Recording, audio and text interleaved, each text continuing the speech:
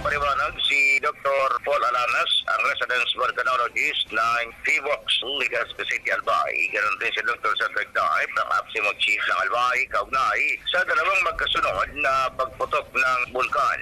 Anya, ito ay normal na nagaganap sa bulkan ngayon. Dahil anya ito ay nasa alert level 2 pa lamang o kahit ito nasa zero alert. Ayon kay Dr. Paul Alanas, na ang pagbuga ng phreatic explosion ng bulkan kanya hindi ma-predict ang kanilang tanggapan. Karon din ang paliwanag ni Dr. Cedric Dive na dapat anya ay lagi lang nahanda ang mga residente sa paanan ng bulkan. Pinayon ito ang mga motorista na anya ngayon ay maaring tamaan ng pagputok ng bulkan sa pamagitan ng abo o asphalt na dapat sundin ng mga payo naman ng local government units, partikular ang pagsuot ng face mask para maiwasan anyang pagpasok nito sa ilong. Tumama ang naturang asphalt o phreatic explosion sa bahagi ng Ligao, Ginebatan, Uwas, papuntang Pulangi at bahagi ng Libon. Sa ngayon ay normal anya ang kalagayan ng bulkan. Bagamat nasa alert level